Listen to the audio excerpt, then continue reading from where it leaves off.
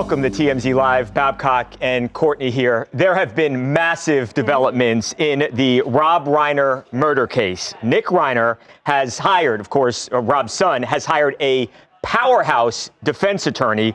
We're going to get into that in just a second. This guy has had a bunch of big-time clients in his past. We've also learned, Court, that Nick Reiner checked into a hotel very early Sunday morning, a hotel that a couple hours later was found trashed, blood everywhere, all over the place. We're going to get into that as well. But first, LA County District Attorney Nathaniel Hochman met with the media this afternoon, and we have learned that the death penalty is on the table. In our office, we'll be filing charges against Nick Reiner, who is accused of killing his parents, actor-director Rob Reiner, and photographer-producer Michelle Singer Reiner. These charges will be 2 counts of first-degree murder with a special circumstance of multiple murders. He also faces a special allegation that he personally used a dangerous and deadly weapon, that being a knife. These charges carry a maximum sentence of life in prison without the possibility of parole or the death penalty. But so we know these charges, these are intense charges, but Derek, I'm a little bit confused of what is like the special circumstance of the multiple murders that he can also be charged with. Here's what's critical here. Obviously, 2 counts of first-degree murder. That's premeditated murder with malice. The special circumstances are what's critical here, because the special circumstances that are recognized, these are aggravating circumstances. The one here is that there were multiple deaths. He allegedly killed both his mother and his father. What that does is that makes the death penalty available. There are very restricted circumstances when the death penalty is even available in California. And this is one of them. When you have first-degree murder with special circumstances, and that's what he's facing. Well, when you hear the death penalty in California, that's something like I've never really heard of here. Like, it hasn't happened in over 50 years. So the fact that this is even on the table, that says to the level of degree of how much like they are taking this serious and like. You're exactly right. I mean, in 2019, Governor Newsom put a moratorium on the death penalty, so there will be no executions. There hasn't been one since 2006 in California, so it is available under the law, but it is very rarely applied. However, here you can see a beloved icon is murdered in cold blood. You could see a gesture towards doing that. However, he also said during this press conference that he's going to take the family's wishes into consideration. Rob Reiner was probably against the death penalty. He was a very progressive individual. It's possible that the family members don't want to see their brother killed as a result of this. I think you also got to wonder, and obviously it's a question we can't have answered, but how would they feel? I mean, this is still their son. It's such a complicated situation. Now, I mentioned at the top there that he, opposite of Nathaniel Hochman's office, he is going to have somebody who is a prominent defense attorney who is the heaviest of heavy hitters. You've got Alan Jackson, who's just coming off successfully defending Karen Reed in a hugely high-profile case where a lot of the country was behind Karen Reed and they thought there was a conspiracy with cops. He also defended Kevin Spacey and got some criminal charges dropped for Kevin Spacey, who was not America's favorite person by any stretch of the imagination. Here's going to be a case where someone is accused of murdering an icon, a Hollywood legend, and I'm not sure how that's going to play, but he certainly has the best defense that money can buy. Is that, I mean, if you were looking to hire an attorney, is this guy the best of the best? There are very few. There are a handful. You've got Mark Agnifilo, who just successfully defended Diddy. Karen Agnifilo, who is defending the United Healthcare shooter, Luigi Mangione.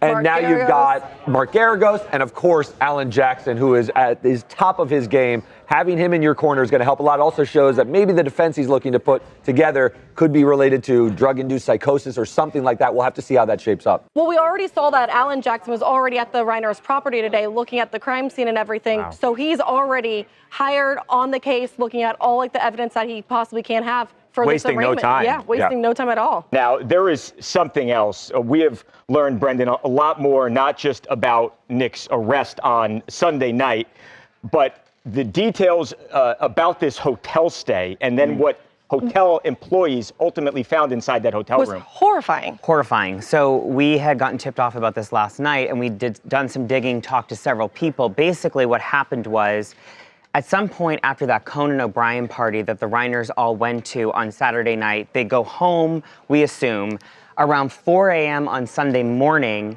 Nick checks into a hotel in Santa Monica. Now, when he just showed up to the hotel, he didn't make a reservation online. He walked in.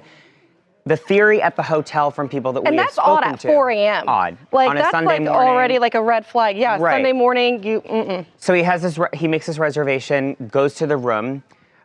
People that we know that were privy to what the room looked like after the fact said that he had covered the room with the bed sheets. The windows were covered, so no one could look in. Yeah. Very dark and everything.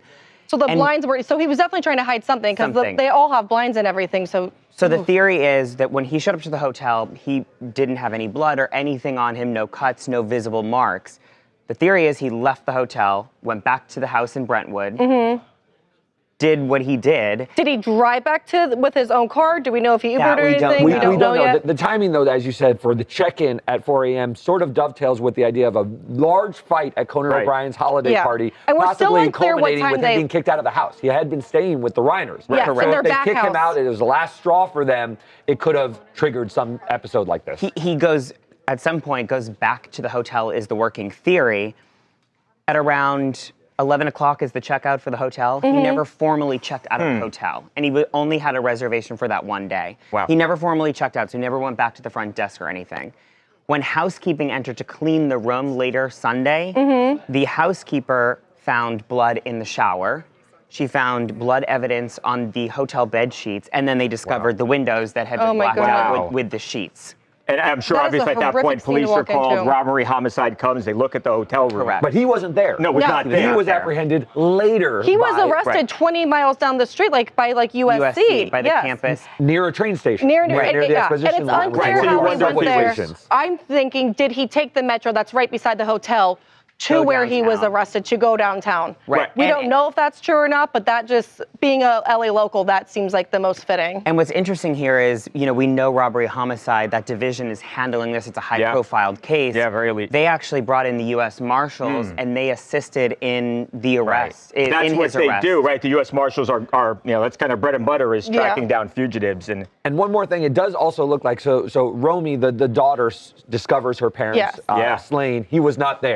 Right. The hotel where he was staying at, when they discovered the hotel filled with blood evidence and so forth, he was not there. So this now looks like someone was who fleeing. was committing a crime and leaving the scene. Right. Fleeing, Yes. however you want to put it, it looks like he was not available or evading in some sense. So this is what the prosecutors are going to have to put together, what Alan Jackson is going to have to contend with, and it's going to be a very, very interesting case. Katie Pope, Los Angeles, California. It strikes me as really odd and very reckless of him to rent a hotel room under his name with his own credit card, presumably, and then leave a bunch of blood, which could be forensically tracked to himself and his parents. And in addition to that, I think covering the windows with a bed sheet makes it look like he understands right from wrong. And I know Alan Jackson is a very powerful defense attorney, and he might be using an insanity defense, but the right from wrong issue will come up here. Yeah, look, like Derek was saying, I mean, this is an incredibly competent attorney, and I'm sure they're going to look at every single possible defense here. Well, we keep just learning more and more details. No, we do. minute. A lot. The last 24 hours, we have learned a ton about some of the things that seemingly happened before. Look, does it seem like it was the perfect crime? No, absolutely not. Seems like there's been a trail of evidence left from the time it happened until when Nick was arrested on Sunday night. So, Yes. look, a lot more will happen. Now, speaking of the fallout, it continues, and specifically With Donald Trump. Yeah, with Donald Trump. Now, Donald Trump yesterday, after the news breaks, he comes out and releases this. It seemed like an unhinged statement to me. That's how I would characterize it, Yes. where he was not graceful at all in death.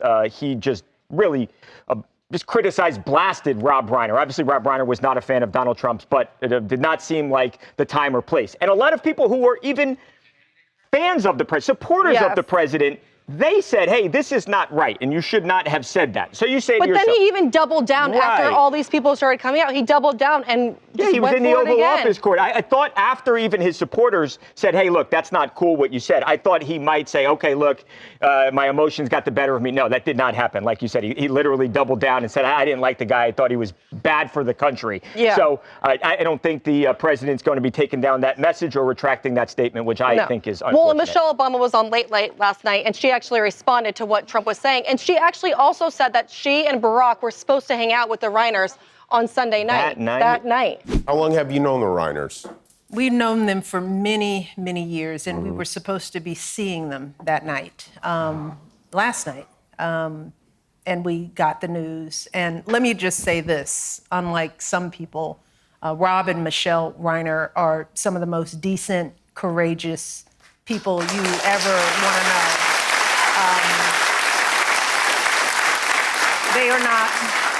They're not deranged or crazed. What they have always been are passionate people in a time when there's not a lot of courage going on. They were the kind of people who were ready to put their actions behind what they cared about. And they cared about their family, and they cared about this country, and they cared about fairness and equity. And that is the truth. I do know them. I mean, I think it's very powerful what she said, and I love how she used Donald Trump's words against him, but never even mentioned his name in it, not to give it light. Yeah, and we're kind of seeing, both sides of the political spectrum coming out and speaking out in support of him, because he was a very big activist for civil rights, for gay rights. So I think a lot of people, if maybe you didn't agree with his views, at the very least you respected him. Yeah. You respected his passion. But also, we just broke another story on the website, another horrible story about this tragic incident that occurred. We are now learning from sources connected that the bodies of both Rob and his wife Michele appeared to have been deceased for hours upon discovery. We're told that it was an extremely violent scene when authorities arrived there. We're told that the wounds that were on their bodies were something done by what I was told, a madman. And that just gives you chills because the daughter had to see her parents like that. Yeah, and another thing we're learning too is that, I think a lot of people thought like how horrible, and it is true, but how, horrible it was for the daughter to be there to witness all this. We're now learning that she had a female companion with her during the time when she was speaking with police and giving her witness statement about what she saw when she arrived on the scene. So she did have somebody with her at that time. And didn't she call her brother dangerous when she was talking to them? She told police, I'm told that she felt her brother was dangerous. She also noted that her brother was living at the home. Wow. And when she arrived to the scene, he wasn't there, insinuating that he fled the scene, which we now know he was located hours later, of course, at the hotel we mentioned just a moment ago, and then at Exposition Park, which is a very seedy area in Los Angeles. So it makes sense that the call to 911 was made by Rami at 3:40 p.m., right? So it all seems to line up that they would have been deceased for a few hours before. It's such all a just tragic heartbreaking. story. Hi, Caitlin from New York City. This is such a horrific tragedy. My heart goes out to anyone affected who knew him personally, especially the Obamas. It makes me emotional to hear Michele, speak about her friend. I mean, and then go on live television right afterwards. I can't imagine having plans with someone I loved so much and then having something like this occur. And she is just an example of what's missing from politicians anymore, like decorum, grace, and intelligence. And it's super upsetting to hear that our current president has none of those qualities. It is super upsetting, but at least a lot of other people are coming around and showing compassion and just telling their stories about how Rob and Michele affected their lives and how they supported everyone around them. Yeah, I think it's a good thing. I mean, you can support someone politically, but doesn't mean you've got to agree with every single thing that they do. And I've actually been encouraged by the people who have spoken out against Trump's comments about Rob Reiner and his wife, Michele. Coming up. Every single year, Shaquille O'Neal, and this is the 24th year that he has done the annual Shaq-a-Claus event. Okay, Mike, spell Harvey right now, and I'll buy you an orange Lamborghini. Harvey. Congratulations. Be right back. Courtney, it's holiday season, and there are obviously a lot of kids out there, especially kids, who are not fortunate. Yeah. This guy right here, as much as he threatens me and says he's going to beat me up, every single year, Shaquille O'Neal, and this is the 24th year that he has done the annual Shaq-a-Claus event. And it's actually going on today in Atlanta. 600 kids. Right, 600 kids, and we are so lucky to be joined by the great himself, Yeah. Shaquille O'Neal, and the sheriff, Reginald. Fellas, how were you? How'd the event go today? This is amazing. Every single year, all that you do, Shaq, for so many different kids out there. It's amazing. This year, again, I teamed up with Henry County Sheriff's Department. And listen, we're just doing what we do. I like to thank my sponsors, World Tech Toys, Tonka, Elf on the Shelf, Great Clips, Papa John's, Shaq-a-Claus. Yeah, all the kids got haircuts, Tonka trunks, light brights, which I was so jealous of. I used to love light brights growing up and playing with them. They're so best. And you're doing this not only in Atlanta, you're doing in Dallas, New Jersey, Vegas. And it's just so nice that you're doing this all the time. And I know that your mom's the one who got you started with all of this. Yeah, this was her idea, I think, in 1992. You know, she wanted to hand out some toys to like 5,000 kids, and I told her that, you know, she couldn't do that. So me, a couple of friends of mine, Obama, Big Brian, Deion Wallace, and, you know, we just went and got a U-Haul truck, and we just, you know, packed it up with toys, and that's how Shaq-a-Claus was started. So I would love to take all the credit, but again, shout out to the Henry County Sheriff Department, all my partners, mom, dad, and everybody that's helping out with the event. What is that feeling like to just to have 600 kids in front of you and know that you're making their Christmas so special and giving them stuff that ultimately they couldn't have without you doing this? That has to be such a wonderful feeling. Well, man, I just love making the kids smile, and I love talking to you. Mike Babcock, you've just been fired. I never want to talk to you again ever in life. The holiday spirit, man. I'm feeling the love. Sheriff, what does it mean? And I know we have spoken about this before, to see someone of not his physical stature, but Shaq's stature, one of the greatest athletes that we've ever seen. He doesn't need to do this, but to be so committed to making the Christmas of so many kids year in, year out, what does it mean to you as somebody who is in the community every single day? It means a great deal. I mean, a lot of people don't know that Shaquille and I, at one point in our life, was one of those children. And this is called the law of reciprocity. As you give, it should be given back to you. And it's very important that we do that. We want to influence folk in the community to do the same thing. If you take care of your community, this would be a lot better states that we're living in because we're not united.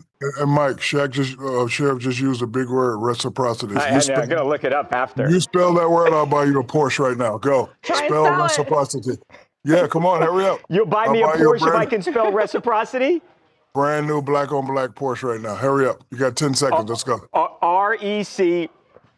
I forget it, Shaq. I can't do it. You couldn't make it to the third letter? I can't. Shaq, tell me. They're all so disappointed in me, Shaq. Shaq, you were so close to a Porsche. You could have said. Give me a shorter word and give me like a reasonable, like 4-door sedan or something, Shaq. Shaq, why do you go to those places? I mean, I know obviously you're from Newark. You know, you could say, hey, I'm not in New Jersey anymore. Why is it important to actually make the Christmas for the kids in the areas where you have spent time during your your childhood, during your basketball career? Why do it in these places across the country? Man, I've always tried to do it in communities where people see me. I'm a regular guy. I do regular stuff. You know, people see me all the time. It's my mission to have a 50-state Shaq-a-thon. I want to get 50 of my biggest friends, and they just take care of where they're from. Like, where are you from, Mike? I'm from Jersey, too. Okay, so, you know, you do a event where you're from. Courtney does an event with, you know, where she's from. Yeah, so. Ohio. I'll do it with LeBron. Actually, you know what? We should do that, and TMZ should telethon it. Think about that. Yeah. That's a great idea. Harvey, yeah. We'll talk to Harvey about it. Yeah. We'll do it. I know it's so important to give back, and I love that you guys do it every single year, like without thought. I feel like more people have to bring that message. When you get stuff, you have to give back to the community that you come from and not forget where would you like from. to see other athletes and more athletes do things like this, Shaq? Not necessarily as big. I mean, this is a massive event, but do something like this. I mean, I want them to do what's in their heart. You know, some people call this giving back. I call it doing what my mother started and what she told me to do. You know, a lot of kids look up to me. I'm still kind of amazed that I haven't played basketball in 50 years and, you know, kids still look up to me. But, you know, I've been fortunate enough because I listen to my parents, I get to live the American dream. So I just like to help kids smile. And we're doing something special this year. Sheriff and I created a perfect attendance initiation. These kids get bikes, they get scooters, they get laptops. Oh, that's amazing for the whole entire school year. If they have no attendance issues, that's awesome. I've had perfect attendance here. I should get that. Oh, no, you didn't. No, you don't. Last week, basically. That last week. You were basically out all last week. He's such a to you. Actually, Mike, if you can spell Harvey, I'll buy you a Lamborghini. Harvey? Wait, not yet. I'll let you know when to spell it. Oh, okay. Okay. When you do, Do you know that the guys I've got an earpiece in, Shaq. The guys in the back could have spelled reciprocity for me and gotten me this Yeah, board. but guess what? I got the same earpiece you got in, buddy. they're gonna know if you cheat, All and right. no one wants to see you with a Porsche. Okay, Mike, spell Harvey right now, and I'll buy you an orange Lamborghini. Harvey. Congratulations. Congratulations. You got yourself a brand new 2025 Lamborghini. You know what? You need to send me that. I want that. With 24-inch wheels. Look at it. Look, can you hear that? Boom, boom, boom, boom, boom. You got the speakers in the back. Oh my God. He would wreck that car. He couldn't even handle that. That's amazing. Sheriff Shaquille, congratulations on once again, 24th annual Shaq-a-Claus event. It's just amazing. It really is. I have no doubt we will be talking a year from now for the 25th annual. It's just something that these two men here do. All right, wait. One more thing. Okay. Sing with me. 5 golden rings. Come on. What comes 4. next? 4 calling birds, 3 French hens, 2 Two. turtle doves, and a partridge in a pear tree. Yes. You guys like much better All right, than thank us. you. I don't know the words. Thank you so much, you guys. me either. Thanks, guys. Bye. Congrats, fellas. Coming up. Will Travis Kelce retire? The Kansas City Chiefs, for the first time since 2014, are not in the playoffs. Is that going to happen? That's the question. Well, a guy who may know is Travis's brother, Jason Kelce. Right now, it's just too fresh. You got to step away from it. You got to think about it. Be right back. TMZ's got every freaking thing. Big celebs, big stories, big events. BB Rexa was looking hot on vacation. Look at the water, too. Did you just say look at the water? I mean, I'll be honest, that is what I was looking at.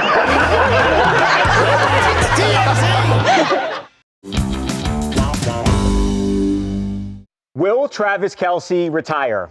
He's 36 years old. The Kansas City Chiefs, for the first time since 2014, are not in the playoffs. His best bud and his quarterback, Patrick Mahomes, is out with a very serious injury. That ACL tear. Yeah, it was rough. Done. Yes. So I think a lot of people, because of that, all those things, Court, think that, okay, it's it. Travis Kelce has made the decision. He is going to hang up those pads, and he is going to go live his life with Taylor Swift happily ever after. Is that going to happen? That's the question. Well, a guy who may know, he may have a little insight into this decision-making process, is Travis's brother, Jason Kelce. Of course, not only are they brothers, but Jason Kelce, best friends. And he would host Monday Night Football for a game. He does. And he retired himself a few years ago. So he was asked about it last night, and he actually gave some advice on the decision-making process to his brother. Watch this. In my opinion, to nail that decision, you got to step away from the game for a little bit. Play these last 3 games, enjoy them with your teammates, enjoy them with your coaches. You know, the team's going to be different no matter whether you come back or not next year. So enjoy these last 3 games and then let it sink in. Let it, you know, it'll come to you with time. I think you can't, there's so many emotions with this game right after a season, especially with the way this one's been. It's been so up and down. I mean, they're 1-7 and 1-score games. Like they've been close, and for right now, it's just too fresh. You got to step away from it. You got to think about it. And then, it'll come to you. I think that's good advice. You do have to take some time. Everyone always says that before you make a big decision, sleep on it, wake up in the morning, then if you feel it again, do it. Finish out the season. Don't think about retiring mid-season. Why rush it? You can't come back, right? I mean, once you're out, you're out. He's getting older. I agree. I think that's great advice. But don't you guys think it would be super hard to retire on this type of season? That's what I was going to say. With Patrick Mahomes having that injury, I don't think he's going to leave his boy like that. I think he's probably going to give him maybe 1 more year just to give Patrick Mahomes that one last, everyone's been saying that Travis Kelce is been terrible this season, that he's already losing it. Yeah. And it's do you want to keep going down and down? Last year you lost the Super Bowl. Now you're not even in the playoffs. But they could be better next year. They could regroup and get it together next year. That's what I'm saying. I would rather go out trying again 1 more year than leaving like this with Mahomes with the torn ACL and everything. Yes, Taylor Swift and all that. They're going to be together forever. More crack at it. Well, then you said together forever, and people are no, they're going to get divorced. No, they're going to be together forever. I don't wish that juju away. Do you think that? When is Patrick even going to be able to play again? He could probably come back sometime the beginning of next season. Exactly. So it is possible. Maybe like Shannon said, they decide to take 1 more crack at this thing, try and make one more Super Bowl. I personally think he's done. Or retire, go plan your wedding, go have kids, and then come back and be an announcer like your brother. So you think he's going to pull a Tom Brady, like come back after he's Yes, done? I mean, think like resettle. He's only 36. Or come back and be a commentator. Maybe not like get back in like the pads and everything, come back and like have fun and just be like Jason and be able to talk smack before the games. The great news is we're going to find out what the decision is sometime over the next couple of months, so stay tuned. I think he's going to stay.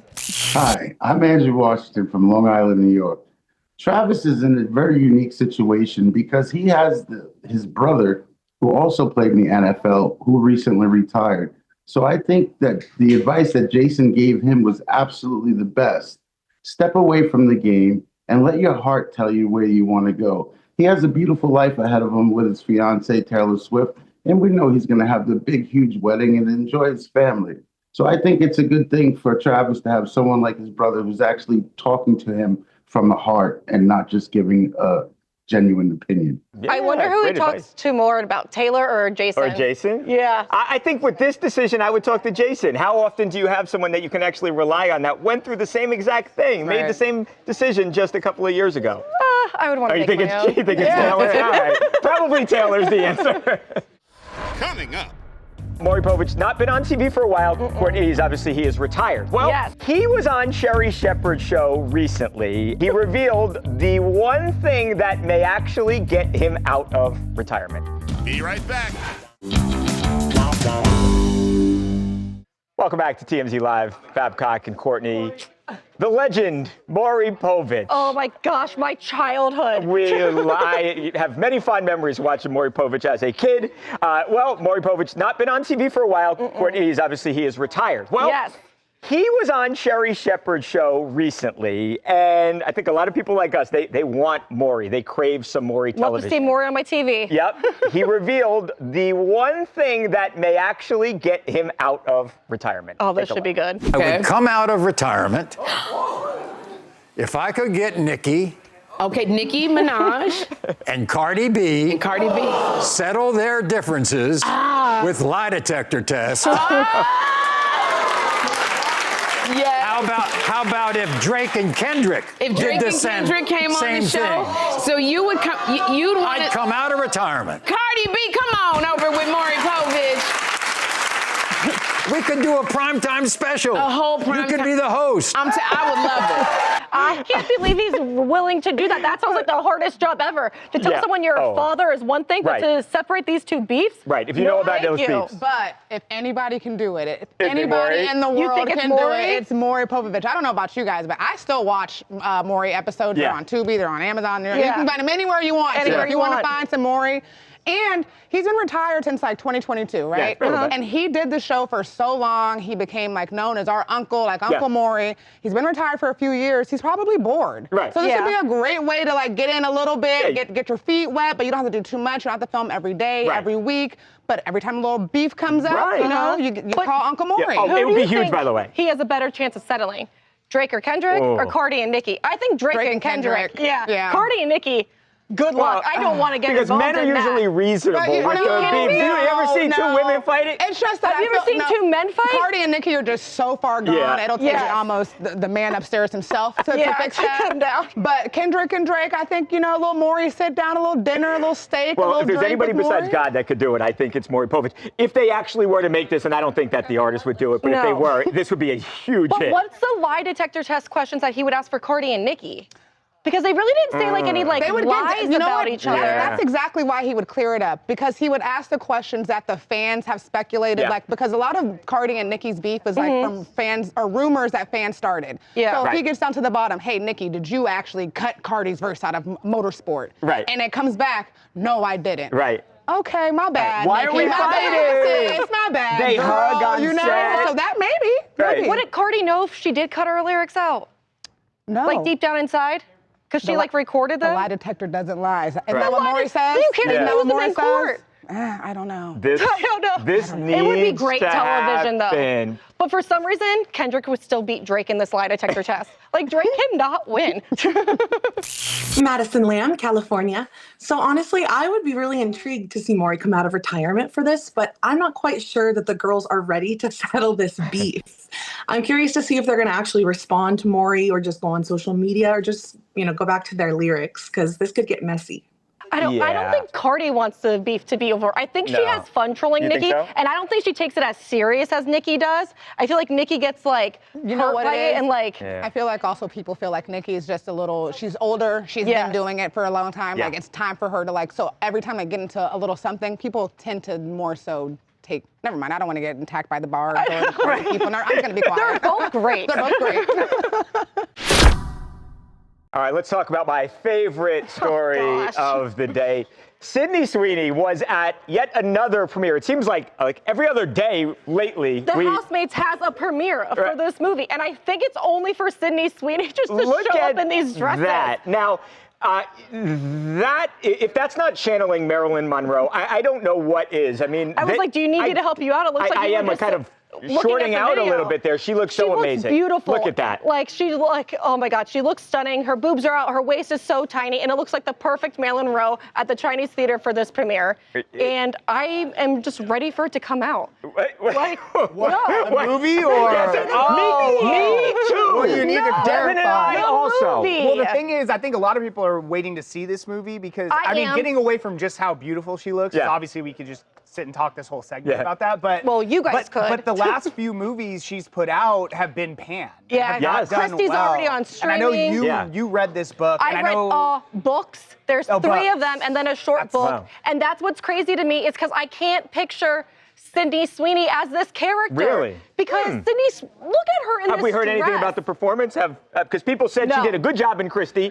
Nobody went and saw the movie, like you said, already streaming. Yeah. Are these curious. books? I'm not a big book guy. Are these books popular? Freddie McFadden. These are one of her most So a lot of popular people things. are obviously going to go see this movie, correct? Yes. So I guess that her performance is really going to tell whether or not she can still be like a leading role in Hollywood. Yeah. It's really strange because she's like, she doesn't have a whole bunch of box office success, right? But she is super famous. I mean, she's an A-list celebrity, but at a certain point, I feel like studios and people are like, looking at her track record, like we can't invest this kind of money in something. Yeah, that's not let's be honest. Like I think these studios that are putting millions and millions of dollars behind these projects, they're like, cool. A lot of guys online are like, hey, nice boobs, but that's not what. No, honestly, that's not what they're looking for, though, right? They want people to go see their projects. This movie is going to do well regardless because it's such a big trilogy books that people are just love. Like all my friends are seeing with their families. It comes out over Christmas. Yeah. So we're going to see it regardless of it is, but I am interested to see how her acting is. Yeah. Amanda Seyfried's in it. She's gonna kill it. She's just awesome in everything that she's in. But I can't picture Sydney Sweeney in this movie. I don't know the story. I want to. You read this book. You know what? I'm gonna hop hop in because when me and Courtney have both read these books, the first thing me and Courtney said when the casting came out was we could see everyone else that they cast except for Sydney Sweeney. Really? You can't see it. Oh, we've read the books. We know the character.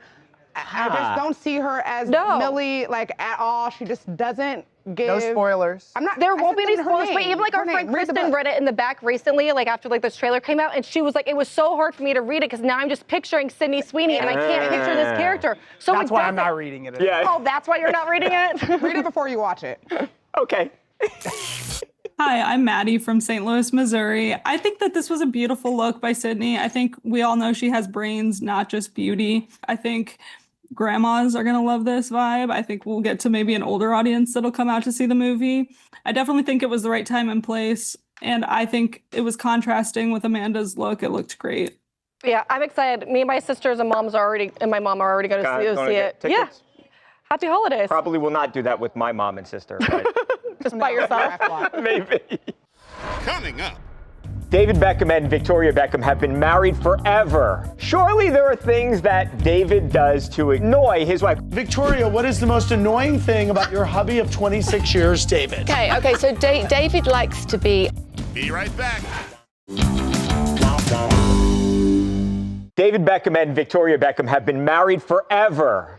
For over 25 years, since 1999. So surely there are things that David does to annoy her. Annoy his wife. Could not think of the word. And I'm sure vice versa. Yeah. But he should never speak on what annoys him about her. He would be best to never address that. However, that wasn't the case for Victoria. So Victoria was on Watch What Happens Live with Andy Cohen when Yeah, they're playing a drink game called Truth or Drink. And so he asks you a question, and then it's like, do you want to answer or are you going to drink? Yeah. And she does a combo. She was like, well, I'll answer, but I also want to drink. Too. Yeah, and this is what annoys her about him. Victoria, what is the most annoying thing about your hubby of 26 years, David? Oh, please answer this one. Can I answer and have a drink? Okay, so David likes to be early for everything. Okay. For absolutely everything. We went to a party recently and we were there before the waiting staff, before the guests. I mean, it's embarrassing at this point. Yeah. And he's a knight, and you're you. I mean, So you we should arrive late. Exactly what I say. Right. Yeah. I want to know so funny. when she wants to arrive, though, because it is very annoying to arrive early before everyone, but to arrive late is also highly obnoxious. It is, but I think that's kind of the standard practice of big-time celebrities, right? I mean, they're you don't get there early. If they actually got there before the waiting staff arrived, that is crazy. Well, I'm like, how early were you actually there? Like, you couldn't have got there that early. Well, I feel like in a couple, I feel like there's always one and the other. Like it's never like a perfect pairing where like you're both super late or you're both like to be early. But I feel like for me, like if I really need to be early places, it's because I have that anxiety of like, you know, maybe he has anxiety and needs to like get there early. It doesn't early. necessarily matter if you're a soccer But if I'm her, like, I'm not done getting ready. I still gotta try on all like my outfits and everything. Like, give me a minute. And it takes him like 2 seconds to get ready. Yes. I'm sure. So. Are you kidding? That guy's a hair icon. Well, you're only saying that because of your hair. That doesn't How take, long does it take you to do your hair? Not long, like 5 minutes. Not long at all. But he's a hair icon. I'm not. Are you okay? Yeah, it's hard to admit that. I think that is pretty surprising. They brought up him being a knight, by the way, which is actually true. He was recently knighted by the king, an enormous honor. It was funny. She said in a different point of the interview that she now goes by Lady Beckham. I mean, why wouldn't you? He was knighted. I think that makes her like royalty adjacent at least. I mean, wouldn't you want to? Yeah, I would absolutely go by Lady Beckham. I also. If I were her, not me. But yeah, that was shocking. I am very surprised. They are huge celebrities. He could absolutely show up late if he's actually getting there before the wait staff again. But he doesn't want to be rude. Wild. Yeah, it's nice to be prompt. All right, I'm Empress from Atlanta, Georgia, and I agree. I think Victoria Beckham is allowed to be late anywhere she pleases, and I can't believe she put up with this as long as she did. I don't like being early. Just looking at people. No, I don't like being early either. She did also say they asked her if the Spice Girls would ever get back together and who's the one holding out on it, and she wouldn't answer. She gave a smirk like there is someone holding out on it, and she goes, I'm going to take a drink on this one. So the fact that she won't answer that one, but she'll answer one. She's like, my husband David sucks, but I got my girl. I'm not touching the Spice Girls tea. Yeah. Coming up.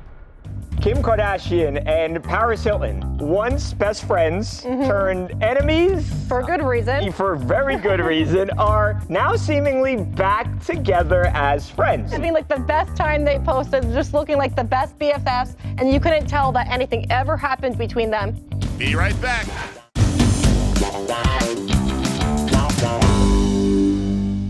Kim Kardashian and Paris Hilton, once best friends turned enemies. For good reason. For very good reason, are now seemingly back together as friends. So there was a big star-studded holiday party recently in Los Angeles, and they were photographed together. They were photographed Seemed and like everything was smiling, fine. having like the best time they posted, just looking like the best BFFs, and you couldn't tell that anything ever happened between them. No. But in the back of my head, because Kim's wearing black, and I remember that's how the feud started, when Paris was like, your butt looks like a trash bag filled with cottage cheese. One of the worst just things you could say ever about anybody. Honestly, I don't know how you recover from it, but they have, and now that we've seen them out a few times, but like they look like they're back together. Yeah, look, they're obviously that was a long time ago now. I think you could make a real strong argument that we don't have Kim Kardashian for better or worse, if not for Paris Hilton. Yeah. Right? Yeah, and I think they both just have like a mutual respect for each other. They both have kind of had like a very similar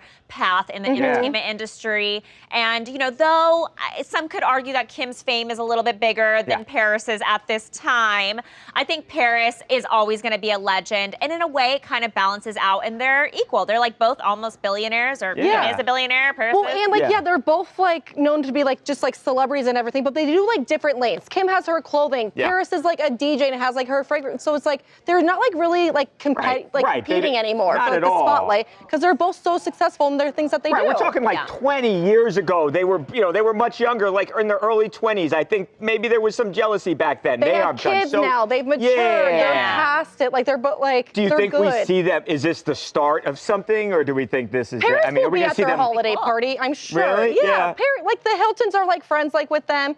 They're gonna go to it. When you're that rich, can you really have enemies? Yeah, and also for like all the millennials, like we love seeing them come back together, especially Paris, you know, and Kim. They both have been seeing Britney Spears and just like seeing all like the old school like girls like living it up together again. It's like full circle. It's living. Hey TMZ, it's Zakia from Phoenix, Arizona. Thanks again for having me on the show. And I completely agree with you guys. Like, this is peak girlhood, seeing them together as an OG reality TV star, girly. I mean, it's great to see them as women come back together, put their differences to the side, and seeing them as mothers, as business women. They have built an empire. They have paved the way for reality TV as we know it today. And as you mentioned, there is no Kim K without Paris Hilton. So there's a bit of homage that needs to be paid there. And I'm just grateful to see them back together. Me too. Also, love your jewelry, by the way. So pretty. Yeah. Thank you so much. So nice. I know. See, women supporting women. It's happening all around. Love it. Yes. What else do you guys want to talk about? Hi, Gloria, New Jersey. Chiming in on Rob Reiner and his wife's death. What a tragedy. I just want us as a nation, to take a look and see if we're doing enough for mental health disorders as well as substance abuse disorders. Those comorbidities, that's a serious and scary combination. So we really need to provide more services. And I'm wondering, even with the involuntary commitment, if we need to look at the laws and the rules that are in place to possibly revamp these laws, because we have to do better with substance abuse disorders and mental health disorders. Yeah. And my prayers are to the family, Yeah, absolutely. And I think the answer to the question is, we're not doing enough. Absolutely. Perfectly said. Coming up. Imagine walking into a bar in New York City. Imagining it. And there you go, you're with me. And Ed Sheeran he's doing karaoke, singing one of his own songs. With? Yes, with. Be right back.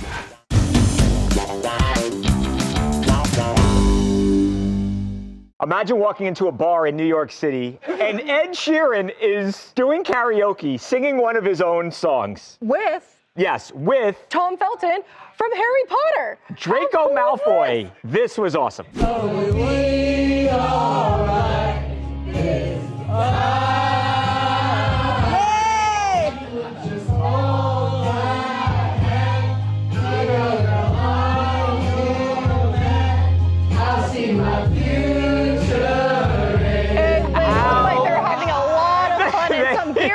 I think so. Of course, that's the song Perfect. Yes. Most of the time, karaoke is so bad. Yep, and I know it because I sing it and I'm terrible right, at it. And imagine, that was not terrible. No shocker there. Draco Malfoy, not too bad. I mean, he's on Broadway now, so he's got to be able to sing a little bit. Well, it all makes sense. Yeah. That was awesome. We'll see you guys tomorrow.